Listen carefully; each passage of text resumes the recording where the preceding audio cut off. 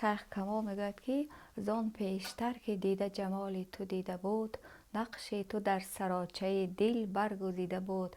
یعنی منظورم این است بگویم که شاید مدت و فاصله و مهلتی که ما سخن میگوییم و حرف موزون میکنیم 30 سال نباشد و روزگاری پیش از ولادت ما باشد که در سرنوشتمان شعر را و سخن را رقم کرده بودند و مقصود من و مراد من با گفتن سخن و موزون کردن حروف و واژه این است که عشق بی نظیر و بی پایان و بی منتهای خودم را به ثانیه و سون ابراز دارم به همه اقوام عالم. من حرفی نگفتم که زیاد در آن ستایش ملت من باشد، میهن من باشد، خلق من باشد و اما بخواستم حرفای بگویم، مطلبهای عمومی انسانی بگویم، مطلبهای همگانی بگویم که مردم بخوانند و در آن آینه اقوام تاجیک را هم ببینند، ملت تاجیک را بشناسند و بزرگی این ملت ارجمند را بپذیرند. چه عناصری در شعر شما هست که خواننده شعر شما اگر شما را نشناسد دریابد که گوینده این شعرها زن خانم تاجیک بوده؟ شاید چندین واژه های باشد که من زیاد با آنها دلبستگی و پیوند جاویدان دارم و رابطه ادبی و ابدی من با آنها ناگسستنی است. مثلا یک چند نفر محققان و خوانندگانم جرم گرفتند و تقصیر شناختند که من زیاد به سمبول سیب مراجعت و رجوع میکنم، مثل اینکه یک سیب از این شعر به این شعر انتقال می‌یابد، از یک پاره به پاره دیگر می‌آید بدون هدف و منظور و آرمان. و اما مولانای بزرگ به یادم میرسد که میگوید آسمان ها و زمین یک سیب دان که از درخت رحمت حق شد نهان. مثل اینکه ما درباره یک عناصر کوچک سخن میگوییم اما جغرافیای مطلب ما بزرگ است و باید به آن نقب کند و باید به آن راه گشاد. یوگنی یفتوشنکو میگوید که من وقتی درباره یک گل نرگس سخن میگویم مرادم بازگوی زیبایی آن گل نیست، مقصود من آن است که به دل انسان نظر دوزم، زیرا این گل از خاک نفری رویده است و اصلا روزگار شاید انسان هم بوده است. آن خاک آدمی بوده است که چون ما و شما نصیب زندگی داشته است. یعنی هر عنصری کوچک و خرد و کم ارزش از نظر ما که به شعر وارد می شوند و در آینه تحقیق ما قرار می گیرند بسیار وظیفه بزرگ دارند. وظیفهشان انعکاس سرشت انسان است و هر چیزی خرد و کم مایه در شعر شکوه و شهامت و بزرگی و عظمت باید یابد. البته این مقصود و این تعهد را ما شاید نتوانستیم که کار بندیم آنسان که باید و خواننده های ما باز هم خوبتر قضاوت میکنند و محقق های ما خودشان بها میگذارند. فقط میخواستیم بگوییم که هر چیزی کوچک و بزرگ در این جهان خودش پایتخت محبت است. مثل اینکه یک گل خرد یاسمن یا زنبق از همه گل خرد پیاده است، گل علفی است، زادگاه محبت عالم است. کدام یک از شاعران پارسیگوی امروز الگو و سرمشق شما در شعر بودن؟ شما از مولانای روم یادآور شده، از یوگنی یفتوشنکو یادآور شده، ولی میخواستیم بدونیم که کیها در کارگاه ایجادی شما به اصطلاح نقشه داشتن یا آثارشون نقشه داشت؟ بیشترین شعرای پیشین یا کان بزرگ همیشه سرمنشه کرامت و محبت و آموزش و برداشت برای من بودند. از آدم شعرا رودکی تا شاعران بزرگ معاصر. و در این میانه چند نفر چهره هست که همیشه در برابر من قرار دارد و همیشه چون پرچم افراخته است در برابر من. میخواهم پیوسته رجوع کنم، چون که شما یادآور شدید به آثار مولای بلخ چو شمس الدین نباشد در دو عالم، میگوید خود مولانا نظیرش را نظیر نیست اینجا. و در این جهانی پروسعت مولانا کس رهگم میزند، به این معنی که هیچ در تصورتان نمیاد که یک انسان این چنین ظرفیت و گنجایش خلاقانه داشته باشد که همه جانها و همه جهانها را فتح کند.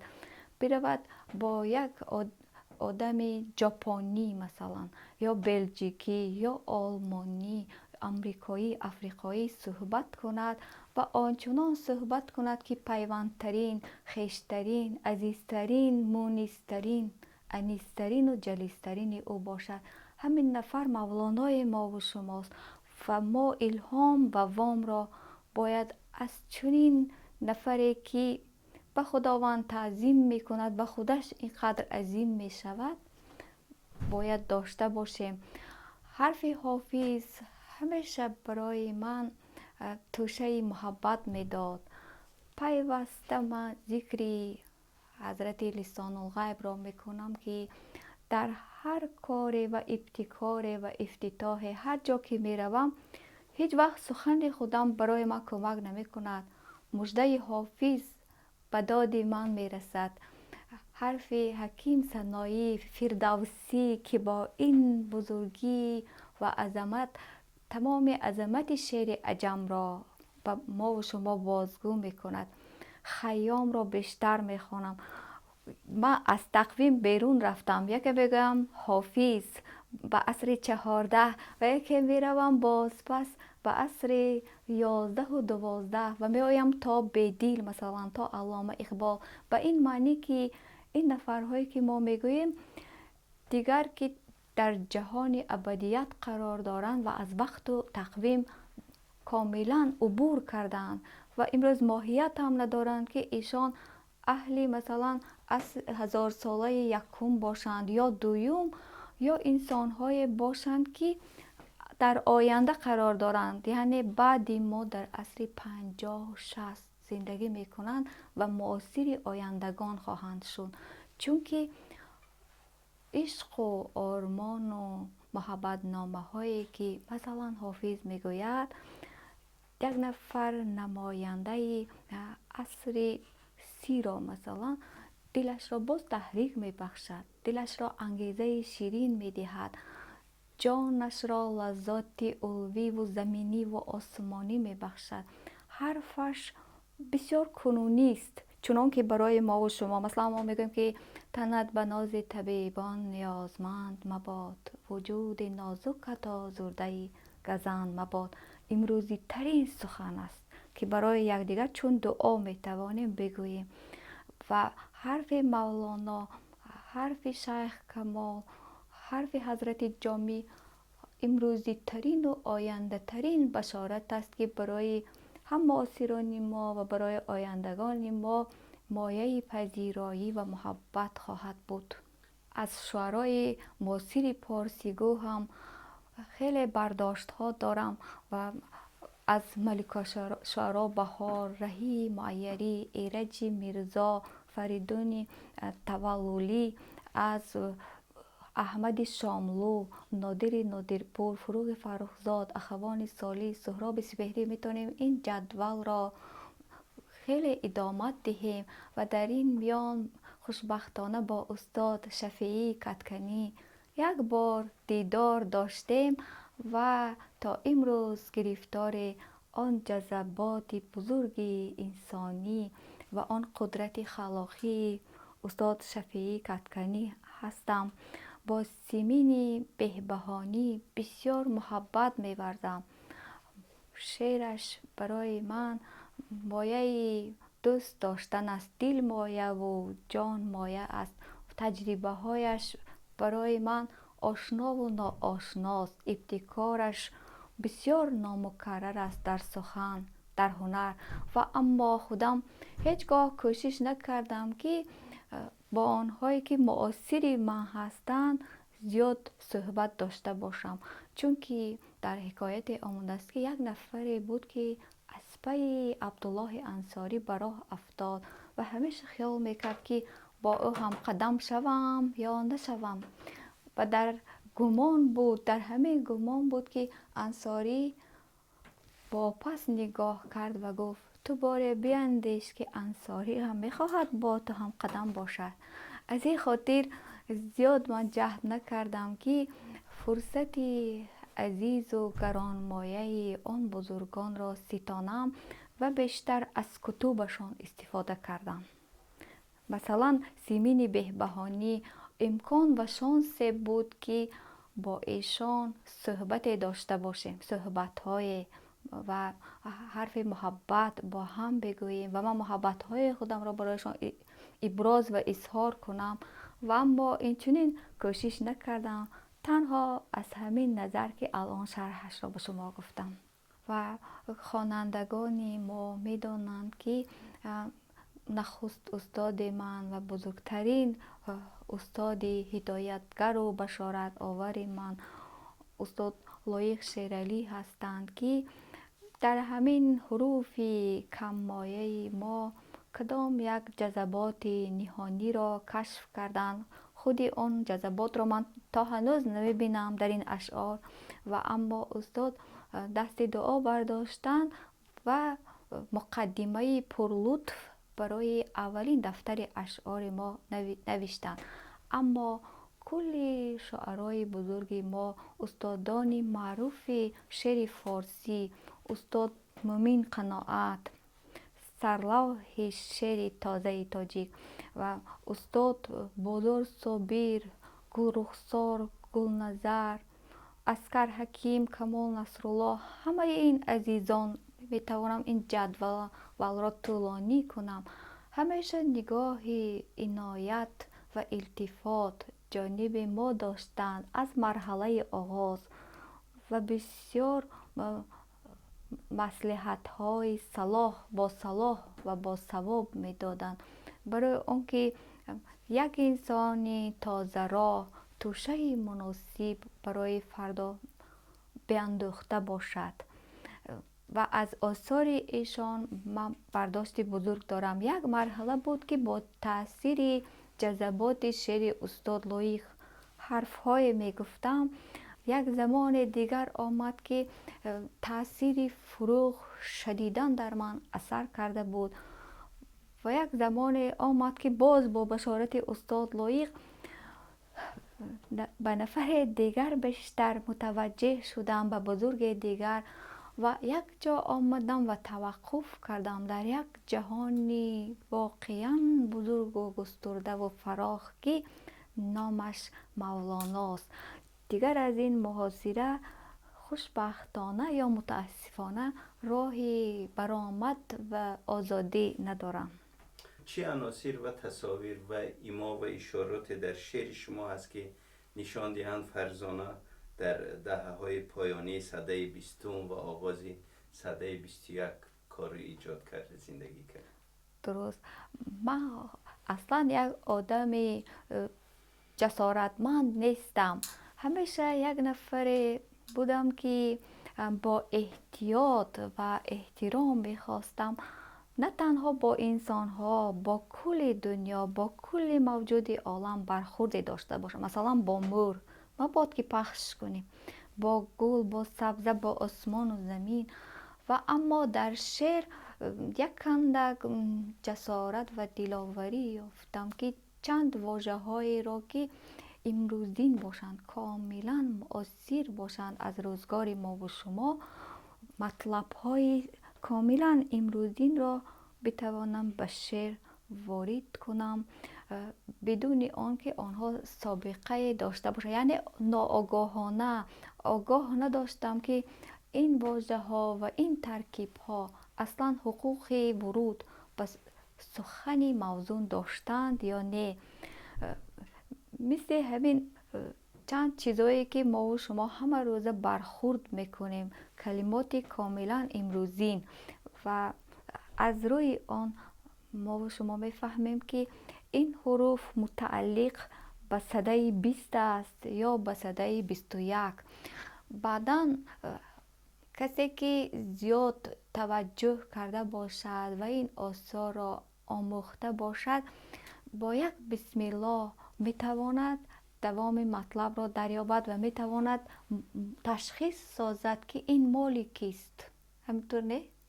شما میخوانید و میبینید که این نفری از همروزگار شما، همروزگار توستم آره کنونیم، گفتم در یک غزل، و با آنکه حرف قدیم میگویید، ابرزهای قدیم استفاده میبرید و اما در داخلش باز هم تپش دل انسان امروز را میشنوید. باید چنین نویسیم و من مطلب این چنین داشتم که یک اندازه کامگار شدم یا اصلا که کامگار نشدم. برخی از منتقدان شما چنین نظر دارند که شعر فرزانه بیشتر رنگ و بوی کلاسیک دارد و با زندگی روزمره ما فاصله. درست. شما در این باره چی فکر میکنید؟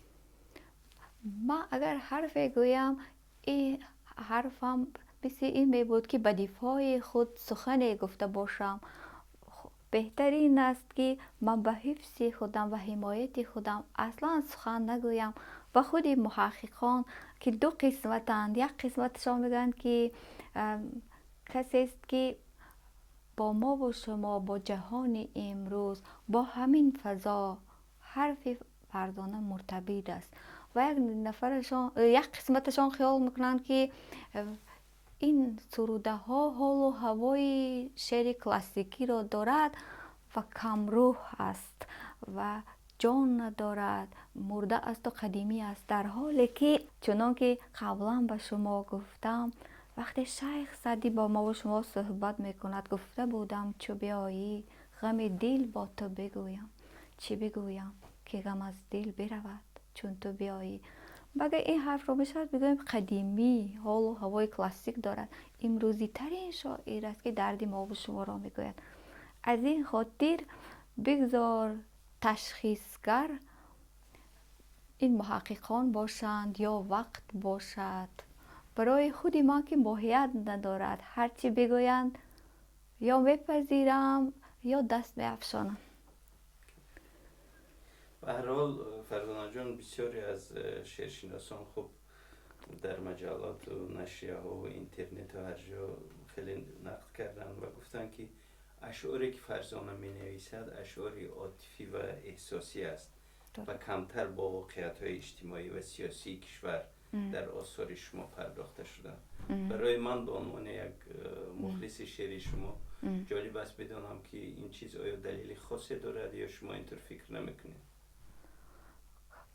راستی دلیلش را خودی من هم نمیدانم، لیکن همه چند وقت پیش یک حکایت کوتاه خواندم که پابلو نرودا در زمان زندگی استالین شعر گفته بود راجع به شهامت و بزرگی داهی زحمتکشان استالین و هر جای شعرش تکرار میشد استالین بزرگ است. و مرحله گذشت و خروشچوف سری کار آمد سری عمل و یکی افشا شد که خیلی تقصیرهای بود در کار عملداران آن روزین و در آن میانه در راهبری، در سبک راهبری استالین.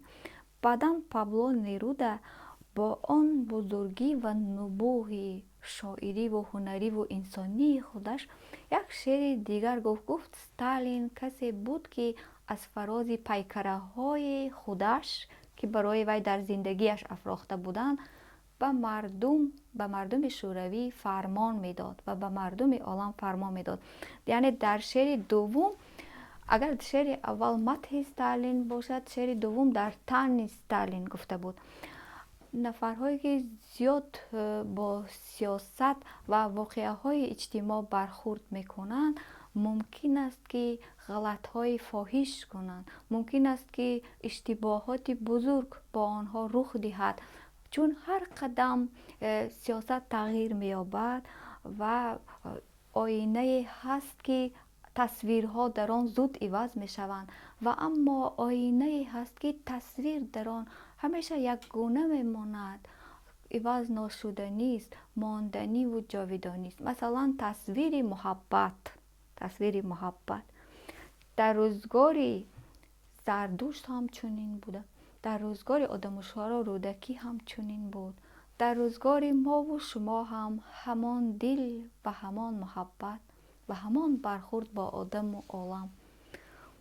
یعنی با آن که حادثه های اجتماع در سخنهای ما منعکس شدن، بیشترین کار ما با آن اختصاص داده می شود که راجع به مفاهیم ابدی بیندیشیم.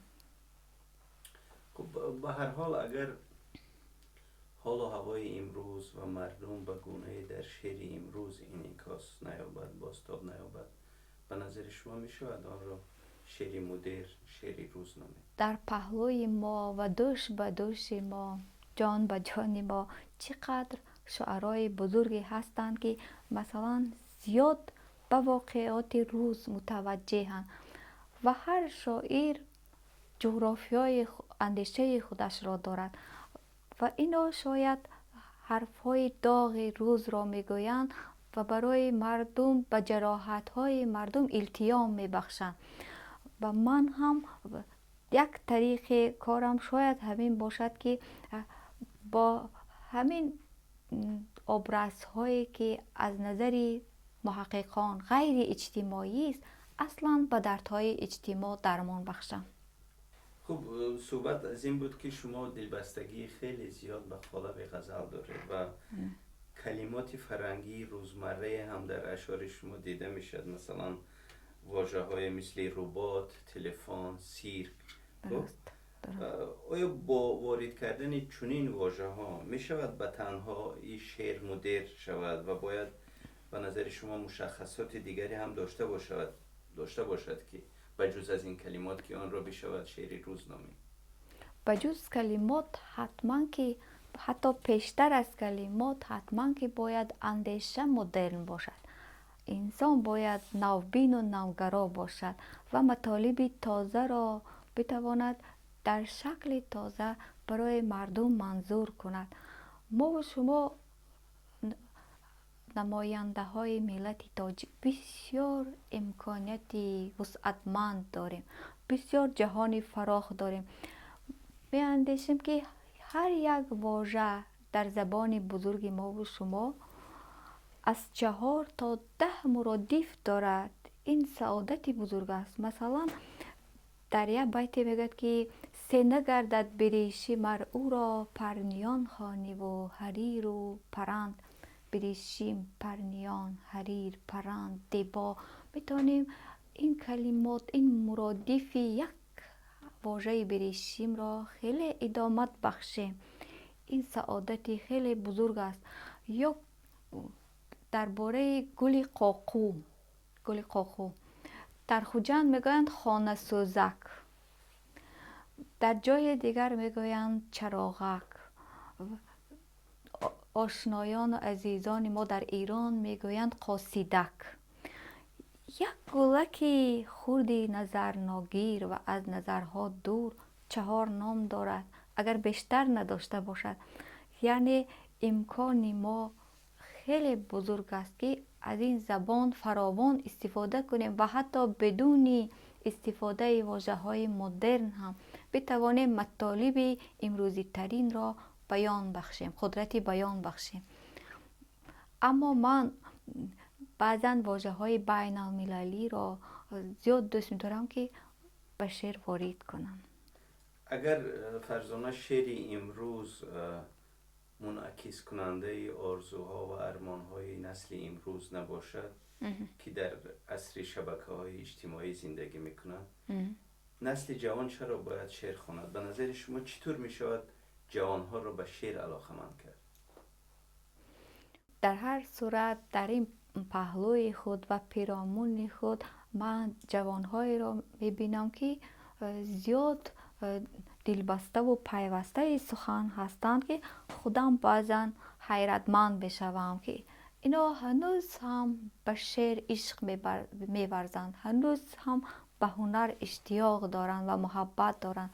یعنی نمیتونیم بگوییم که همه کس دیگر ببریده از این هنر هاست و انسان های کاملا تکنیکی است که مثل ربات فقط به فرموله ها می اندیشد.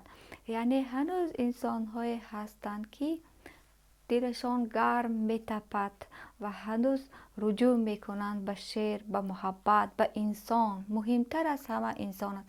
بذار اینا شعر نخوانند. من در صحبتی که با تازه جوانان داشتم گفتم که بگذار شما اصلا که شعر حفظ نداشته باشید، مثلا از حافظ یا سعدی یا مولانا یا لایق یا گلرخ اصلا هیچی ندانسته باشید، اما مهم این است که شما مطالعه داشته باشید و برداشت کنید، در زندگی کار بندید برنامه آنها را. شعر مهم نیست، همیشه آرمان مهم است، همیشه مقصودی آن بزرگان مهم است. مثلا مقصود مولانا که از شعر القا کند به انسانها که انسان باشند و این نوجوانان ما هم بگذار شعر کمتر دانند و اما همین آیین انسانی را باز دارند و سبک انسان بودن را از بر کنند، به حدهای انسانی و خداوندی تجاوز نکنند. مقصود ما و مطلوب ما هم اصلا همین است. خب عصری که ما زندگی میکنیم عصری تصویر است، ویدیو هست، نمیدونم عکس هست، زندگی دیجیتالی هست.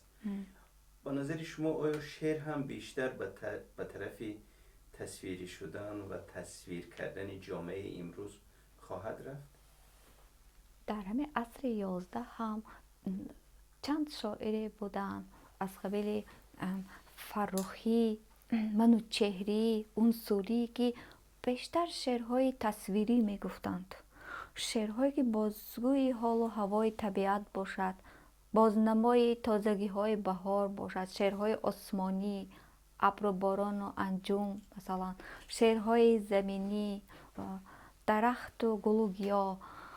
و اما تصویری که در داخلش مطالب عالی نباشد، تصویری که در داخلش آرمانی والا نباشد، نمیتواند به دل انسان ها انگیزه های تازه دهد، نمیتواند به جان های مردم بشارت دهد. برای همینم اگر امروز این تصویرهایی که ما و شما در نظر داریم، سریال های پای در پای و همیشه مثلا با کامپیوتر شب و روز به سر بردن و در داخل بازی های زیاد اینترنت غرقه گشتن، به توییتر و ایمیل و فیسبوک این و آن به تمام گرویدن و اصلا که با دنیا ارتباط مستقیم نداشتن، شاید یک اندازه انسان ها را مصنوعی کند. و هدف ما و شما هم این است که بتوانیم که در تصویرهایی که ما در هنر میکنیم بتوانیم که به انسان ها انگیزه های روحانی و روانی بخشیم که اینا غفلتمند نباشند و یکی نبینند که فرصت را باختند. در غم ما روزها بیگاه شد، میگه روزها با سوزها همراه شد، روز و شب گر رفت گورو باک نیست، تو بمان ای آن که جز تو پاک نیست. یعنی این شب و روزی روانه و این لحظه های عمرخواره زود می روند و تمتع ما از حیات ناستانده میموند، کام ما از زندگی و وقت ناگرفته میموند. اگر ما شب و روز مثلا سریال بینم، دیگر امکان ندارم که مستقیم با دنیا عشق ورزم، چون که دیگر حیاتم پیوند می شود فقط با قهرمان های همون سریال. از اون بیشتر در جهان فراختر دیگر نمیتواند مرا به خود دعوت کند.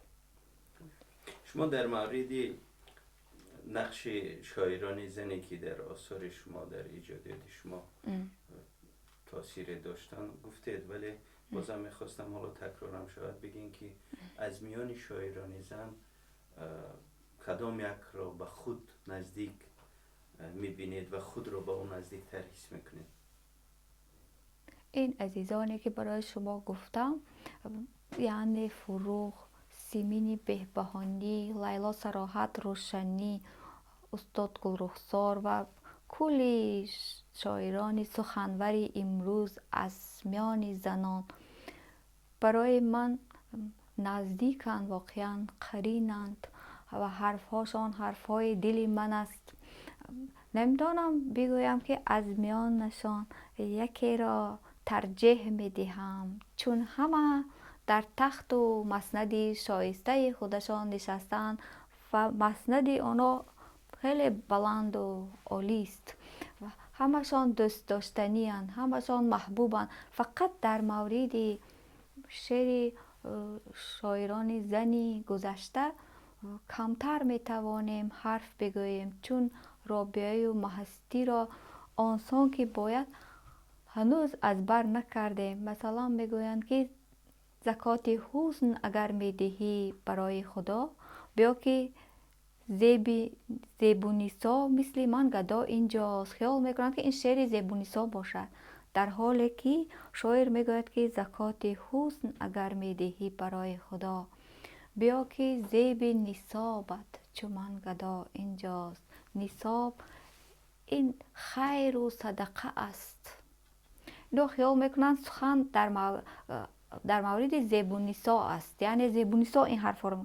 اصلا که نه، اصلا سخن درباره آن است که هر انسانی صاحب جمال که چهرهش مظهر حسن و زیبایی و شکوه است، باید پول پرداخت کند برای اهل نیاز. یعنی با زیبونیسا این غزل ارتباط ندارد. در مورد شاعران زن کلاسیک زیاد نمیتوانیم صحبت کنیم، یا شاید خودی من اطلاع کامل ندارم که پاره پاره خواندم. و اما این شعرهایی که امروز مورد نظر ما و شما هستند، سیمین بهبهانی، فروغ، گلرخسار، اینو خیلی کارهای بزرگی کردند و میکنند. انشالله زنده هستند، یک قسمشان میکنند و از اینها برای خودم الهام و وام های برداشت کردم. فرزانه، خب شما یکی از شاعران سرشناس تاجیکستان و همینطور در حوزه پارسی زبان ها هستید. به نظر شما شعر در جامعه امروز تاجیکستان چی نقشی بازی میکند و فکر میکنید که وجوه ضعف و قوت شعر امروز تاجیک چی هست؟ شعر امروز تاجیک را ما شما شاید نمیتوانیم از ریشه و بنیاد و بنیتش برکنیم، چون دوام شعر کلاسیک است. در فلسفه قانون انکار هست که شما بهتر از من میدانید و باید یک نفر آینده بیشتر و بیشتر از نفری رفته یا مؤثر گام میزند، یعنی بالاتر و دورتر رود. در مورد شعر تاجیک، در مورد شعر فارسی یک اندازه همین فرموله فلسفه رعایت نمی شود، زیرا مثلا شعر حضرت حافظ قله شعر است و از آن بالاتر راه نیست که آدم ها صعود کنند، راه نیست که شاعران آینده معراج کنند. و بینید حافظ چی میگوید؟ بر تخت جم که تاجش معراج آفتاب است، همت نگر که مور با این شهامت آید. البته معنی باید دیگر است و اما یک معنی شب بینید، یک انسانی خرد و کوچک بتواند رجوع کند به آفتاب، بر تخت جم، و تمام حروف بزرگان عجم را در برنامه محبت خودش خلاصه بندد، مثل حضرت حافظ. بعد آن حرف بلند گفتن کار ساده نیست و از این نظر وقتی به ادبیات امروز بها میدهید، حال ما برای شما روشن می شود، چون ما میدانیم که خلا آنجاست، در واپس مانده است، در روزگار حافظ و مولانا و سعدی مانده است، در روزگار ابوالمعانی بدیل مانده است و ما چه تازه‌کاری های میتوانیم الان بکنیم. اما خیال میکنم که مردم تاجیک آدم های معمولی حتی بدون شعر نمیتوانند نفس کشند. مردم غرب میتوانند، مردم شرق و خاصه ملت تاجیک حالا هنوز نمیتواند بدون شعر زندگی کند. شعر برایش قوت جان است، شعر برایش غذای همه روزی است، شعر برایش مایه یا جان مایه محبت هاست. حرفهای دلش را، دردهایش را، سوگهای جانش را، سورهای روانش را نمیتواند بدون شعر و سخن موزون بیان بخشد. نقش خانواده شما و خصوص مادر بزرگوار شما، خواهرای ارجمند شما در تشکل شخصیت شما به عنوان یک سخنور چی هست و محیط ادبی این شهری که شما به دنیا آمدید و اینجا بزرگ شدید در این راستا چی نقشی داشته؟ نقش خانواده بسیار بزرگ است، چون که هیچ نفری نیست در دنیا که بتواند از گن و از ارث و از نسل خودش بنیت سرشت و فطرت خودش بیرونتر پا گذارد.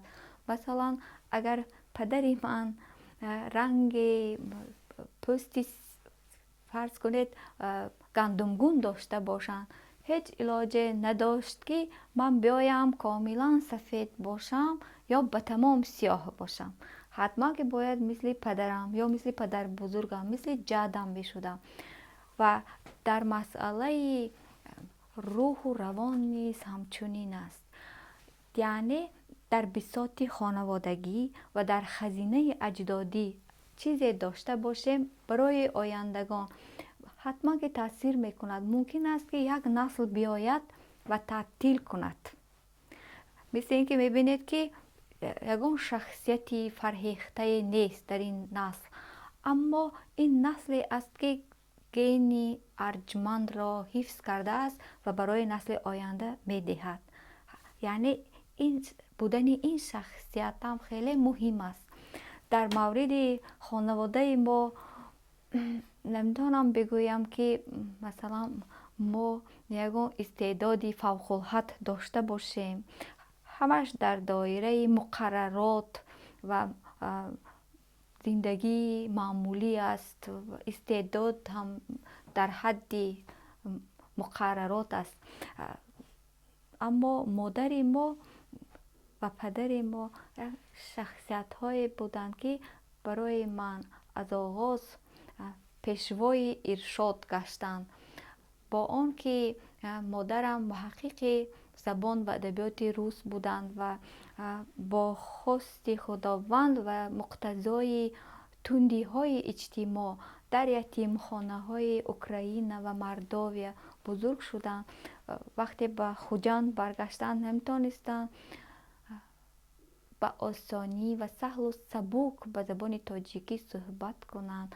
یعنی اندیشه هاشان هم به روسی بود و طریق بیانشان تاجیکی بود، اما تاجیکی شکسته. نمیتونستند زبان آموز باشند اما اندیشه آموز بودند. اینش همیشه مهم است.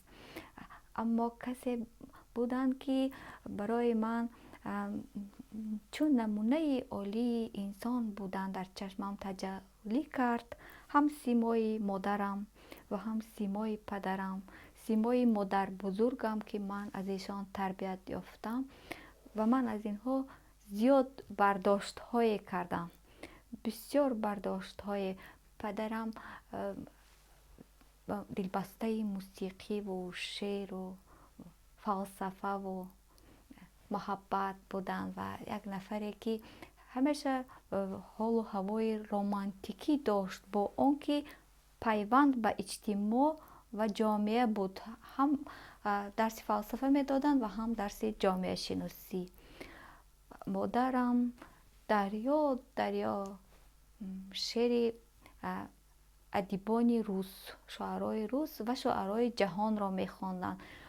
متاسفانه اشعار شاعرای تاجیک را بزرگان ما را به روسی در ترجمه برای ما بازگو میکردند و ما سعادتمندیم که مستقیم و مستقل بتوانستیم با این بزرگان عشق ورزیم. نقش خانواده خیال میکنم که بسیار هم نقش اولیه باشد در تشکل هم هر انسان عالم و همچنین در رشد ما، چون که خواهران من هر دو، یکی از من 6 سال بزرگتر، یکی دیگر 9 سال.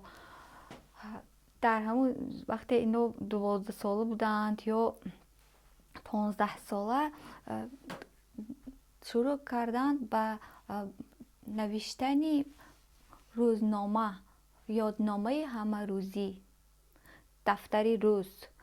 و منم که 6 ساله بودم و 7 ساله همراه اینها با برداشت و تقلید از اینها از همان روزگار یادداشت دارم. این خوب بود. و یا درباره کارهای خودشان می نوشتن، مثلا رفتیم کینو، تئاتر، مثل همین کارهای فلان اثر را خواندیم. و من درباره خودم رفتم با فلان دکانم، مثلا پیش فلان گربچه و یعنی جهان کودکی خودم. و اینم مدد کرد برای اندیشه کردن، یارای اندیشه داشتن و یارای افشا داشتن. از این خواهرها زیاد برداشت دارم، چون که اینا در کودکی خیلی حرف ها را می نوشتند و به عنوان شعر به من می خواندند، خودشان می نوشتند و من هم پهلوی اینا می نشستم و من هم به عنوان شعر تمام هذیان های خودم را به اینا منظور می کردم. و روزی شد که این هذیان ها یک چی یافت، انسان های پذیرنده یافت. یک نفر شاعر میگوید که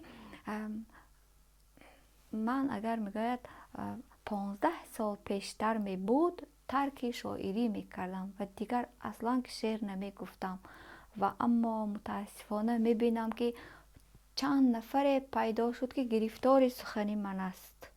دیگر من راهی واپس رفتن ندارم، با این خاطر مجبورم که باز به ادامه ره روم. یک شاعری روس همه حرف را گفته بود، نامش در یادم نیست و اما حرفش بسیار مقبول من شد. سعدی هم میگه که به دریا مرو گفتمت زینهار، وگر میروی تن به طوفان سپار. یعنی وقتی پیش رودخانه و دریا رفتی، در ساحلش نشستنت صلاح نیست، باید با موج درآمیزی، باید به طوفان خود را زنی، باید دریا را بشناسی، باید گوهر بیرون بیاوری. برای گوهرشناس ها، برای اهل نیاز ارمغان داشته باشی، ارمغان ببخشی. و ما هم که دیگر به این جاده پا گذاشته، دیگر راهی عقیب گشتن را نمی بینیم. در خانواده شما همیشه زنها یک جایگاه خاصی داشتن، یک نقش ویژه‌ای داشتن. چرا این چی انگیزه یا چی دلیلی میتواند داشته باشد یا چی چیزی هست که شاید در کل خانواده ها زنها مقامی ارجمندی داشته باشند، در کل خانواده هایی که فرزندان شایسته را تربیت میکنند. منظوری من چون زنها اهل عشق و عرفانند، چون زنها همه معارف باطنی خود را میتوانند به وجود فرزندان ببخشند و فرصت فراختر هم دارند، چون زنها حیات خودشان را بیشتر به کارهای اجتماع نمیبخشند، بیشتر برای انسانهای آینده مصرف میکنند. از این نظر مادر بزرگ ما یک دبستان و یک ادبستانی عظیم بودند که نه تنها برای من و خواهرانم، برای اهل محل هم کار استادی را انجام میدادند. به این خاطر که مادر بزرگ ها شما میدانید یک عادت های دارند که به مردم پند بگویند و حکمت راهنمایی بکنند. برای ایشان این یک فضیلت پسندیده است، فضیلت معمولی است که آدم ها را راهنمایی کنند. و ما هم خوشبختانه در این مکتب شاگردی، در تاجیکستان میگویند دوخان بدخانه، شاگردی کوچکی بودیم و برداشت‌های داشتیم. برای ما شب‌های دراز مادر بزرگ اشعار کلاسیکان را میخواند. اگر مادر ما شعر ادیبان بزرگی روس را بخوانند، پوشکین، لرمونتوف، تютчев، فت، یسینین، مایاکوفسکی، نصر چخوف را زیاد میخواند، داستایفسکی، تورگنیف، همه بزرگان روس را و بزرگان عالم را. اما مادر بزرگمان شعر سعدی میخواندند، شعر فردوسی میخوانند، رباعیات خیام میخوانند، از حکیم سنایی و عطار، از انوری ابیوردی، از کل شعرای ما برای ما پاره های میخوانند و تفسیر میکردند در برابر آن افسانه هایی که در روزگار کودکی ما گفته بودند. بعداً آهسته آهسته رجوع کردیم به آثار بزرگان که با وسیله مادر بزرگ بود که به ما باز استادان دیگر را هم دعوت میکردن. از شمار خویشاوندان دو عمه مادرم همیشه می آمدن استادی میکردن. به من نیرستی، باید اعتراف کنم که برای دو خواهر بزرگم خط فارسی را می آموختند، شعر فارسی را می آموختند و من یک کندخه توجه میکردم و بیشتر در کوچه ها کار ما مربوط به بازی و کوچه تازی بود. راستی فرزانه، خوب شهر خوجند یک شهری باستانی هست و بله. شاید بعد از بخارا و سمرقند در میان مردم پارسی زبان بیشتر به عنوان یک مرکزی فرهنگ و ادب شهرت بله. دارد. درست. و خوب بعد از 700 سال زندگی کمال خجندی که در این شهر به دنیا آمد و در تبریز ایران مدفون است، شما از اینجا قد بلند کرده در عرصه ادبیات تاجیکی، شهرتتان بیرون از مرزهای تاجیکستان رفت. میخواستم بدانم که محیطی ادبی و فرهنگی و هنری این شهر تا چه در تشکل شخصیت شما نقش داشت؟ باز هم مولانای عزیز میگه که فر فردوسی است این تبریز را، شعشع قدسی است این پالیز را. و میتوانیم به جای تبریز خجند را هم بیاوریم، شهری که واقعا فر فردوسی و شعشع قدسانه دارد. نور عرفان و شعشع خیرت در چهرهش پیداست. شهر باستانی و بوستانی است. در صفاتش هزار حرف بگوییم باز هم وصف جمال و کمالش ناگفته میماند. خورشید شهر من که خجند است نام او، آفاق را بگو که بگوید سلام او. و این شهری که در اندرون ضمیرش خورشیدها دارد. نمیدونم چرا 700 سال هم پایه کمال نفرانی را نیافریده باشد، حتما که بیافرید و اما در چشم اهل بشر ناشناخته ماندند. حتما بزرگانی را در دامن پاکش بپرورید که باید پیام های دلشان را به گوش اهل عالم رسانده باشند. یادتان هست استرلاب ابو محمود که در آثارگاه پریژ نگهداری می شود و اجازه نمی دهند که ما بازپس آن را برای خود بگیریم. و مثل این چندین اختراعات، مثل این چندین معجزه های شعور انسان و شعور خجندیان هم در کل جهان پهن و پریشان است که ما نمیتونیم بازپس آن را بستانیم. و اما چون اینجا مظهر تمدن، معارف و معرفت است، مثل بخارا که شما گفتید این بخارا منبع دانش بود، پس بخارایی است هر کانش بود. هر نفر دیگر اگر دیگر جایی هم هست، اگر اهل نظر است و اهل هنر و اهل خرد است، پس بخارایی است، پس خجندی است. پس سمرقندی است، پس نیشاپوری است، پس هراتی است و از این شهرهای بزرگ میتوانیم پی هم نام بگیریم. اما خجند که منظور شماست برای من مایه و پایه محبت و بشارت های دل من است. بسیار دوست داشتنی است، با آنکه بعضا در کودکی میدیدم که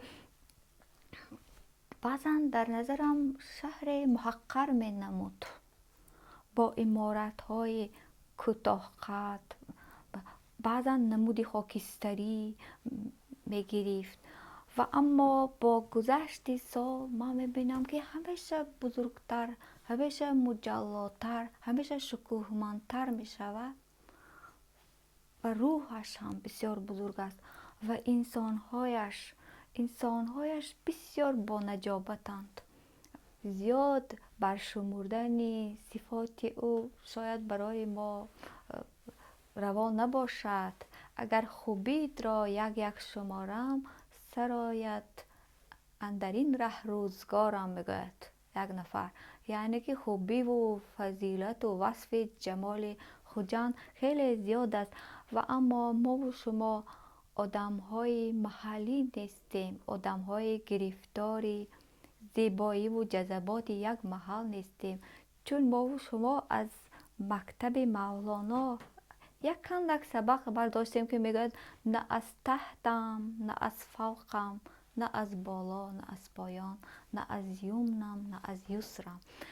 یعنی که همه جای عالم برای ما دوست داشتنی است و اما پایتخت این محبت برای من باز هم خجند است. وقتی شاگردان امروز صحبت میکنند، وقتی در محفل ها اشعار خود را میخوانند، وقتی اندیشه های خودشان را میگویند، برای من مایه نشاط و شادی بی‌نظیر است، چون اینها را میبینم که دور رفته تر از من، چون اینها را میبینم که خیلی دانشورتر، خیلی بینشور، خیلی آگاه هستند، به حدی که از ما گام های فراتر گذاشتند، از ما قدم های پیشتر نهادند و چی خوش است که در محیط کس باشد که انسان های با این نیکوسیری، با این روشنرایی، با این فطرت افروخته و انگیخته باشند، عرض هستی کنند و برای دیگرها پیام و بشارت بگویند. در همین حلقه ما هستیم. شکر خدا. استاد، یک سال قبل تقریبا در همین شب و روزها شما سفر به ایران داشتید و یک مشت خاکی از تربت کمال خوجندی، بله. شاعر بزرگ همشهر خدا آوردید. درست. اون لحظه ای که اونجا بودید و این خاک را به منظور آورده گذاشتن در مقبره ایشان در شهر خوجند میدیدید، چه احساساتی داشتید؟ راستی این ایده و آرمان رئیس ولایت ما بود که بروند و خاک را به خوجند بیارند و با بهانه همین خاک ارجمند یک باغ بزرگ بنیاد شود و زیارتگاه عمارت شود که برای مردم هم تفریحگاه باشد و هم جای آموزش و هم ادبستان بزرگ. و ما هم در همین کوکبه بودیم. اما خود کمال میگه که خاک خوجند را که ز شیراز کم نهند، آرد به روزگار تو آب بروی کار. معنی حرفش این است که اصلا مردم عالم خاک خوجند را هم وزن و هم رتبه خاک شیراز نمیدانند، به این خاطر که آنجا دو قطب بزرگ، دو آفتاب و ماهتاب ما مثل حافظ و سعدی هستند و مگر خوجند میتواند که هم مقدار خاک بزرگان شوند؟ اما میگوید با آمدن کمال و این نابرابری رفع شد، خاک خوجند توانست که هم مقام خاک شیراز باشد. یعنی از این نکته برمی آید که خاک مقدس خوجند که در تبریز بود با شیخ کمال و آنجا خاک کمال الدین بهزاد هیروی هم اونجا بود. بینید ما یک خاک برداشتیم که هم از افغانستان باشد، از هرات، هم از تاجیکستان امروزی باشد از خجند و هم از خود ایران باشد. در میان دو کمال یعنی کمال الدین بهزاد و کمال خجندی یک اندک مساحتی بود که خاک ایران است، دیگر خاک تاجیکستان است و هم خاک افغانستان است. از من یک پاره برداشتیم، هم رئیس استانداری ما و هم استاد بزرگ مهدی محقق آنجا بودند که ما را همراهی کردند با عنایات پروردگار، وگرنه ایشان 85 سال دارند که لطف کردند به تبریز آمدند و این خاک مقدس آمد و حالا خاک شاید ماهیتی بزرگ نداشته باشد و اما در هر صورت باید از این نکته سبق بیاموزیم که عزیزان و رفتگان خود را ارجمند و گرامی داریم. من خیال میکنم که بیشتر از خاک همیشه مژده و بشارت ها ماهیت دارند، یعنی ما کمال را بیاموزیم مثل این است که او را برگردانده باشیم و اصلا برگرداندن ضرورت دارد یا ندارد، چون که مقام او همیشه در جان و دل ما و شما بود. مهم این است که به شرافت همون خاک خجندتر شد، زیباتر شد، محبوبتر و مطلوبتر شد، خیلی دوست داشتنی شد که تمام مهمانای خارجی و داخلی می آیند به طواف مقبره شیخ کمال. شاید نسل امروز با دیدن همون مجسمه و پیکره ها در دلش انگیزه یابد که با مژده و پیام این نفرها آشنا شود، چون که مثلا شهر پتربورگ سر تا به پا مجسمه و پیکره و تندیس ها و بیشترین آنها را ما نمیشناسیم، ما و شما یک قسمتش را میشناسیم، مثلا مجسمه پیوتر را، مجسمه الکساندر نیفسکی، پوشکین، یسینین، و اما یک قسمتی شهر را میبینیم مجسمه های چهره های برای ما و شما کاملا ناروشن و فقط به وسیله همون مجسمه خیال میکنیم که با شخصیت آن عزیزان آشنا باشیم، فقط به این خاطر که مهمانای آینده ما بتوانند متوجه شوند که این چه کسی بوده. مثلا میبینند محسی خجندی چه پیامی داشته و چه حرفهایی گفته است. شاید به وسیله همون مجسمه به یادشان بیاید یا اینکه برعکس رجوع کنند به شخصیت آن بزرگان. فقط از این خاطر میتواند که مدد کند برای آموزش، دریافت و بیرون شدن از محاصره غفلت.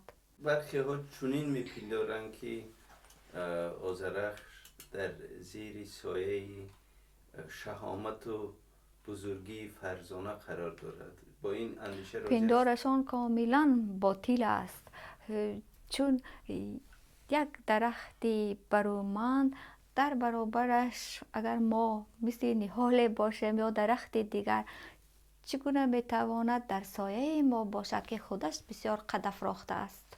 مرد و زن چون یک شود آن یک تویی میگوید، چون شوی محو دویی اینک تویی. یعنی با آنکه ما بسیار شبیه همدیگریم، بسیار بی‌شباهتیم. شعر آذرخش به سبک خراسانی است، به سبک استاد رودکی است، به سبک استاد لایق است که با یک بار میخوانید و دلنشین و دلنشان است. مردم زود با آن میتونند ترانه بندند، به جانشان اثر میکند. منم خیلی میخواستم که حرفم همین نوع ساده و بی‌پیرایه باشد و اما با کوشش و جهاد نمیتوانیم حرف خود را دیگر بکنیم. میوه این درخت زندگی یک جای شما 3 نفر فرزندان هستند، درباره آنها 3 نفر انسان‌های شریف زندگی ما، چون ستاره با ستاره شد قرین، میگد لایق هر دو اثر زاید یقین.